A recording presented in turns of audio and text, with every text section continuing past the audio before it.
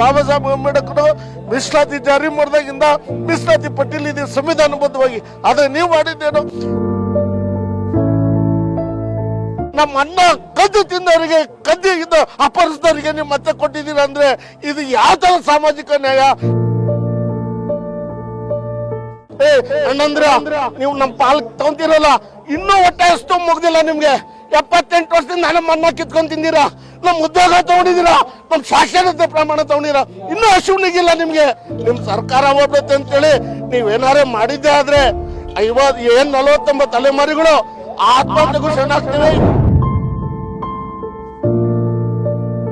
ಮಾದಿಗರ ಸಹೋದರರು ನಮ್ ಜೊತೆಗೆ ನಿಂತಿದ್ದಾರೆ. ಇವತ್ತು ನಮ್ಗೇನ್ ಜಾಸ್ತಿ ಬೇಡ, 1% ಕೊಡಿ.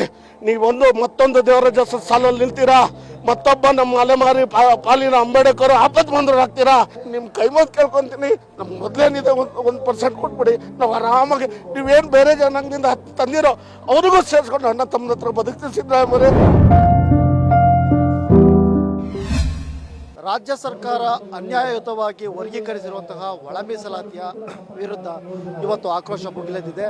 ಅಲೆಮಾರಿ ಸಮುದಾಯಗಳನ್ನು, ತಪ್ಪಲಿ ಸಮುದಾಯಗಳನ್ನು ದಿಕ್ಕೆಟ್ಟ ರೀತಿಯಲ್ಲಿ ಹೋಗುವಂಥ ರೀತಿಯಲ್ಲಿ ಏನು ಸರ್ಕಾರ ನಿಲುವು ತೆಗೆದುಕೊಂಡಿದೆ, ಅದರ ವಿರುದ್ಧ ಏನು ಆಕ್ರೋಶ ಭುಗಿಲಿದೆ, ಹೋರಾಟ ಮುಂದುವರಿದಿದೆ. ಇವತ್ತು ನಮ್ಮೊಂದಿಗೆ ಅಲೆಮಾರಿ ಸಮುದಾಯಗಳ ಮುಖಂಡರು ಮತ್ತು ಗೋಸಂಗಿ ಸಮುದಾಯದ ಪ್ರತಿನಿಧಿಯೂ ಆಗಿರುವಂತಹ ಲೋಕೇಶ್ ಚಾವಡಿ ಅವರು ನಮ್ಮೊಂದಿಗಿದ್ದಾರೆ. ಸರ್, ಈ ಸರ್ಕಾರದ ನಿಲುವನ್ನು ಹೇಗೆ ನೋಡುತ್ತೆ ಅಲೆಮಾರಿ ಸಮುದಾಯದ ಮುಖಂಡರು ಇದನ್ನು, ಈ ಹೋರಾಟವನ್ನು ಹೇಗೆ ಮುಂದಕ್ಕೆ ತೆಗೆದುಕೊಂಡು ಹೋಗುತ್ತೆ ಅಂತ ಹೇಳ್ಬೋದು? ನೋಡಿ ಸರ್, ಇದು ಈ ಸರ್ಕಾರ ಮಾಡಿರುವಂಥದ್ದು, ಈ ಸರ್ಕಾರದಲ್ಲಿ ಮುಖ್ಯಮಂತ್ರಿ ಆಗಿರುವಂಥ ಸಿದ್ದರಾಮಯ್ಯವರು, ನಾವು ಯಾಕಂದರೆ ಅವರು ಕೂಡ ಮುಖ್ಯಮಂತ್ರಿ ಆಗಿರೋದು ಈ ಬಾಬಾ ಸಾಹೇಬ್ ಅಂಬೇಡ್ಕರ್ ಕೊಟ್ಟಿರುವಂಥ ಸಂವಿಧಾನದಲ್ಲಿ ಮೀಸಲಾತಿಯಿಂದಾನೆ. ಯಾಕಂದರೆ ಅದರ ಮೊದಲ ಫಲಾನುಭವಿ ದೇವರಾಜ ಅರಸು ಅವರದ ಮೀಸಲಾತಿ ಫಲಾನುಭವಿಯಾಗಿ ಮುಖ್ಯಮಂತ್ರಿ ಆದರು. ಆದರೆ ಅದು ಇನ್ನೊಬ್ಬರಿಗೆ ಹಂಚಿಬಿಟ್ಟು ವಾರಸುದಾರರಾದರು. ಅದಕ್ಕೆ ಜ್ವಲಂತ ಉದಾಹರಣೆನೇ ಮಲ್ಲಿಕಾರ್ಜುನ ಖರ್ಗೆ ಇರ್ಬೋದು, ಧರ್ಮಸಿಂಗ್ ಇರ್ಬೋದು, ವೀರಪ್ಪ ಮೊಯ್ಲಿ, ಬಂಗಾರಪ್ಪ, ಈವನ್ ಸಿದ್ದರಾಮಯ್ಯನೂ ಕೂಡ ಆ ಮೀಸಲಾತಿಯಲ್ಲೇ ಮುಖ್ಯಮಂತ್ರಿ ಆಗಿರೋದು. ಆಮೇಲೆ ಹೇಳ್ತಾರೆ ಸಿದ್ದರಾಮಯ್ಯವರು, ನಾವು ಅಲೆಮಾರಿಗಳು, ನಾವು ಚಿಕ್ಕವನಿದ್ದಾಗ ನಮ್ಮ ಮನೆಗೆ ಆಟ ಆಡೋಕ್ಕೆ ಬರೋರು, ಇದು ರಾತ್ರೆಲ್ಲ ನಾಟಕ ಮಾಡೋರು, ಬೀದಿ ನಾಟಕ ಮಾಡೋರು, ಭಿಕ್ಷೆ ಬೇಡೋರು, ಅವ್ರಿಗೆ ನಾವು ಅನ್ನ ಹಾಕ್ತಿದ್ವಿ ಅಂತ. ನಿಮಗೆ ಅನ್ನ ತಿನ್ನಕ್ಕಾಗಿರಲಿಲ್ಲ, ಹಬ್ಬ ದಿನದಲ್ಲಿ ನಾವು ಅನ್ನ ತಿಂತಿದ್ವಿ ಅಂತ ಕಷ್ಟದಲ್ಲಿ ನಮ್ಮ ಅಲೆಮಾರಿಗೆ ನೀವು ನೋಡಿದ್ದೀರಿ. ಆದರೆ ಸಾಮಾಜಿಕ ನ್ಯಾಯದ ಹರಿಕಾರರು ಅಂದ್ಕೊಂಡಿದ್ದೀವಿ ನಿಮ್ಮನ್ನು. ನಮ್ಮ ಮತ್ತೊಬ್ಬ ನೀವು ದೇವರಾಜ ಆಗ್ತೀರಿ ಅಂತ ತಿಳ್ಕೊಂಡಿದ್ವಿ. ಮತ್ತು ಇನ್ನೊಂದು ಭಾಳ ಹೆಚ್ಚಾಗಿ ಬಂದರೆ ಅಲೆಮಾರಿಗಳ ಬಗ್ಗೆ ಇವ್ರಿಗೂ ಬಹಳ ಆಳವಾದ ಜ್ಞಾನ ಇದೆ ಸಿದ್ದರಾಮಯ್ಯ ಅವರಿಗೆ. ಯಾಕಂದರೆ ಬಿ ನಾರಾಯಣರವರು ಬಸವ ಕಲ್ಯಾಣ ಸಚಿವರು ಶಾಸಕರು ಏನು ತೀರ್ಕೊಂಡ್ರು, ಅವರು ಅಲೆಮಾರಿ ಜನಾಂಗನ ಹುಟ್ಟಾಕಿದ್ವಿ ಸಂಸ್ಥಾಪಕ, ಅದ್ರ ಜೊತೆಗೆ ನಾನು ಒಬ್ಬ ಸಂಸ್ಥಾಪಕ. ಅದೆಲ್ಲ ಸಂಪೂರ್ಣ ನಿಮ್ಗೆ ಗೊತ್ತಿದ್ದು. ಯಾವುದೋ ನಾನು ಅಂದ್ಕೊಂಡಿದ್ದೆ ನೀವು ಕುರ್ಚಿ ಹೋದ್ರೂ ಪರವಾಗಿಲ್ಲ, ಈ ಕೊಟ್ಟಿದ್ದು ನಾಗಮಹದೇವನ ವರದಿ ಏನಿದೆ ಕರೆಕ್ಟ್ ಆಗಿತ್ತು. 1% 49 ಅಲೆಮಾರಿ ಸಮುದಾಯಗಳು ನಾವು ಇದ್ವಿ. ಅದರಲ್ಲಿ ಏನೋ ನಿಮಗೆ ಒಂದು ಮಾನದಂಡ ಕ್ಲಿಯರ್ ಆಗಲ್ಲ ಅಂತ ಒಂದು 10 ಸಮುದಾಯಗಳನ್ನು ಬೇರೆ ಪರಿಶಿಷ್ಟ ಜಾತಿ ನಮಗೆ ಸೇರಿಸಿ 59ಕ್ಕೆ ನೀವು 1% ಕೊಟ್ರಿ, ನಾವು ತೃಪ್ತರು ಇದ್ವಿ. ಆದರೆ ಅದನ್ನು ಎಲ್ಲ ಹೋರಾಟಗಾರರು, ಸಾಮಾಜಿಕರು, ಚಿಂತಕರು, ಬುದ್ಧಿಜೀವಿಗಳು, ನೀವು ಇವ್ರದ್ದು ಏನು ಎಡಬಲದು ಗಲಾಟೆ ಆದಾಗ ನೀವು ಏನಾರ ಮಾಡ್ಕೊಳ್ಳಿ, ಅಲ್ಲೂ ಸೆಟ್ ಮಾಡ್ಕೊಳ್ಳಿ, ಒಂದಕ್ಕೆ ಮಾತ್ರ ನೀವು ಮುಟ್ಪಾಡಿ ಅಂತ ನಮ್ಮ ಸಾಕ್ಷಿ ಪ್ರಜ್ಞೆ ದೇವನೂರು ಆದಿಯಾಗಿ ಎಲ್ಲ ಇವರು ಸಾಹಿತಿಗಳು, ಹೋರಾಟಗಾರರು ಹೇಳಿದರು. ಆದರೆ ಸಿದ್ದರಾಮಯ್ಯ ಅವರೇ, ನನಗೆ ಅನ್ನಿಸ್ತಾ ಇದೆ ನಿಮ್ದು ಏನೋ ಒಂದು ಸಾಧನೆ, ನಿಮ್ದು ಕುರ್ಚಿಗೋಸ್ಕರ ಇದು ನೀವು ಮಾಡಿದ್ದು ನಮಗೆ ಬಹಳ ದೊಡ್ಡನೇ ಬೆಂಕಿಯಿಂದ ಬಾಣಲಿ ಹಾಕ್ದಂಗಾಗಿದೆ. ದೇವರನ್ನೇ ಹೇಳ್ತೀನಿ, ನೀವು ಕೆಲಸ ಮಾಡಿ ಅಲೆಮಾರಿ ಹೆಸರಲ್ಲಿ ನೀವು ಅಲ್ಲಿ ನಮಗೆ ಸೇರಿಸ್ಬಿಟ್ಟು ಅನ್ಯಾಯ ಮಾಡೋದು ಬೇಡ. ಬೇಕಾದ್ರೆ ಇದು ನಮ್ಮದು 59 ಜಾತಿನೂ ಅವರಿಗೆ ಸೇರಿಸ್ಬಿಡಿ. ಯಾರಿಗೆ ನೀವೇನು ಕೊರ್ಮ ಕೊರ್ಚ ಬೋವಿಲ್ ಲಂಬಾಣಿ ಕೊಟ್ಟಿದ್ದೀರಲ್ಲ, ಕೊಟ್ಬಿಡಿ. ನಮ್ಮ ಹೆಸರು ಕೊಟ್ಟಿದ್ದೀನಿ 1% ಅಂತೇಳಿ ನಮ್ಮನ್ನು ಬಾವಿಗೆ ತಳ್ಳುವಂಥ ಕೆಲಸ ಮಾಡಬೇಡಿ. ನಮ್ಮ ಬದುಕು ಸರ್ವನಾಶ ಆಗ್ಬಿಡುತ್ತೆ. ನಮ್ಮಲ್ಲಿ 1% ಉದ್ಯೋಗ ಇಲ್ಲ. ನಮ್ಮ ಉದ್ಯೋಗ ಕಳೆದು ಬಾಬಾ ಸಾಹೇಬ್ ಅಂಬೇಡ್ಕರ್ ಮೀಸಲಾತಿ ಜಾರಿ ಮಾಡಿದಾಗಿಂದ ಮೀಸಲಾತಿ ಪಟ್ಟಿಯಲ್ಲಿ ಇದೆ ಸಂವಿಧಾನಬದ್ಧವಾಗಿ. ಆದರೆ ನೀವು ಮಾಡಿದ್ದೇನು? ಒಂದು ನಮ್ಗೆ ಉದ್ಯೋಗ ಕಳೆದೋಯ್ತು, ನಮ್ಮ ಅನ್ನ ತಟ್ಟೆ ಕಳೆದೋಯ್ತು, ನಮ್ಮ ಸಾಕ್ಷರತೆಲ್ಲ ಕದ್ದಿದ್ರು. ಈಗ ಅದನ್ನು ನಿಮ್ಮ ಮೂಲಕ ಏನೋ ವಾಪಸ್ಸು ಅದು ಇಷ್ಟು ವರ್ಷ ಆದಮೇಲೆ ಸ್ವಾತಂತ್ರ್ಯ ಒಂದು 78 ವರ್ಷ ಆದಮೇಲೆ ನಿಮ್ಮ ಮೂಲಕ ನಾವು ಪಡಿತೀವಿ. ಇದು ಒಂದು ಶಾಶ್ವತ ಪರಿಹಾರ. ಬಿಡಪ್ಪ 1% ಕೊಟ್ಟರೆ ಅಷ್ಟೇ ಸಾಕು ಅಂತ ನಾವಿದ್ರೆ ಮತ್ತು ಕಸಿ ನಮ್ಮ ಅನ್ನ ಕದ್ದು ತಿಂದವರಿಗೆ ಕದ್ದು ಇದು ಅಪರಿಸಿದವರಿಗೆ ನೀವು ಮತ್ತೆ ಕೊಟ್ಟಿದ್ದೀರ ಅಂದರೆ ಇದು ಯಾವ ಥರ ಸಾಮಾಜಿಕ ನ್ಯಾಯ? ನಿಮ್ಗೆ ಯಾವ ಥರ ನಾವು ಬಡವ್ರ ಪರ ನೀವು ಹೇಳ್ತೀರಲ್ರಿ, ನಿಮ್ಮ ಅಧಿಕಾರ ತಗೊಂಡಿದ್ದು 2013 ನೀವು ಬಸವ ಜಯಂತಿ ದಿವಸ. ಯಾಕಂದ್ರೆ ನಾನು ಬಸವಣ್ಣನ ಅನುಯಾಯಿ, ನಮ್ಮ ಬುದ್ಧ ಬಸವ ಅಂಬೇಡ್ಕರ್ ವಾದಿ ಅಂತ ಹೇಳಿ ನೀವು ಬಸವ ಜಯಂತಿ ತಗೊಂಡ್ರಿ. ಇದೇನಾ ನಿಮ್ಮ ಸಾಮಾಜಿಕ ನ್ಯಾಯ? ಇದೇನಾ ನೀವು ಕೊಡೋಂಥ ಸಂದೇಶ? ಸಿದ್ದರಾಮಯ್ಯರೇ, ನಿಮ್ಮ ಕುರ್ಚಿ ಓದು ಬರಲ್ಲ. ಒಂದು ಹೇಳ್ತೀನಿ ತಿಳ್ಕೊಳ್ಳಿ, ನೀವು ಮಾಡಿದ್ರೆ ಅಲೆಮಾರಿ ಒಳಗೆ ನ್ಯಾಯ ಕೊಡಬೇಕು. ಇಲ್ಲಾಂದ್ರೆ ಇನ್ನು ಯಾವುದೇ ಮುಖ್ಯಮಂತ್ರಿ ಆದ್ರೂ ಕೊಡೋಕೆ ಸಾಧ್ಯ ಇಲ್ಲ. ನೀವು ಮಾಡಬೇಡಿ ದಯಮಾಡಿ. ನಾನು ಒಂದು ಹೇಳ್ತೀನಿ, ನಾವು ಉಪವಾಸ ಹಾಕೋದು ಮಾದಿಗರ ಸಹೋದರರು ನಮಗೆ ನಮ್ಮ ಜೊತೆಗೆ ನಿಂತಿದ್ದಾರೆ. ಇವತ್ತು ನಾನು 1 ತಿಂಗಳಿಂದ ಎಡದವರು ಬಲದವರು ನಮಗೆ ಅಲೆಮಾರಿಗಳ ಬಗ್ಗೆ ಅನುಕಂಪಿಟ್ಟಿದ್ರು.